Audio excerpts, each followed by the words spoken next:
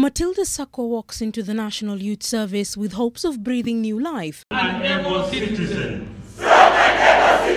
into a service long dogged by corruption 4 years after Jasper Agut's departure. We've done a lot of work with the EACC because I'm committed to total cleaning up of a place where I work. She is inheriting a system that, according to former Public Service and Youth Affairs Principal Leila Mohammed, does not have institutional memory with regards to who it owes for services and goods rendered. We have had very many stalled projects that we have inherited.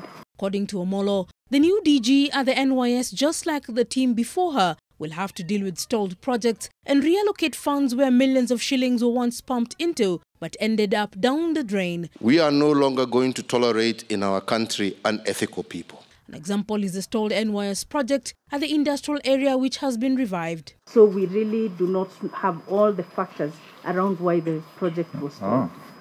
Thank you. There's no institutional memory.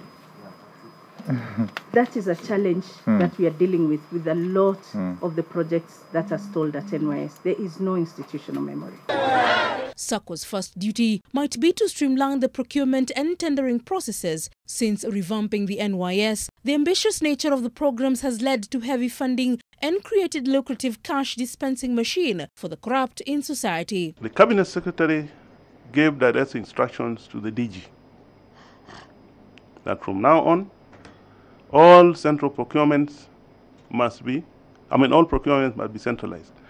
I personally did not think it was an effective way. I will be faithful. It is almost 2 years after the NYS was moved from the Ministry of Devolution and months after the NYS Season 1 scandal revealed that 791 million shillings had gone missing.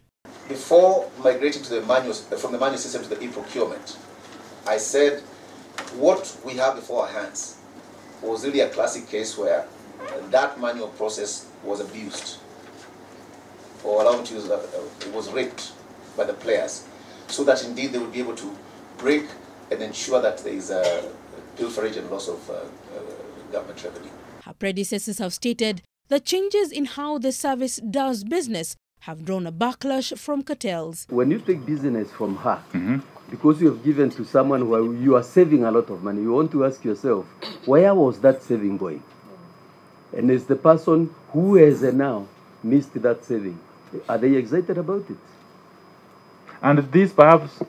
Matilda Sakwa, who has stated that she will be banking on the goodwill and cooperation of those still in the institution, is walking into the NYS with a new team at the procurement and financial offices with the hope that what befell her predecessors does not return to haunt her. On January 8, 2016, Richard Ethan Dubai, a long-serving public servant and a former permanent secretary, was sworn in as the new Director General of the National Youth Service, taking over from Nelson Githinji, who was at the time in court over allegations of corruption. Sakwa also takes over at a time when Dubai is in court facing corruption charges. And I don't think this job is also for the faint-hearted. Leila Mohammed, NTV.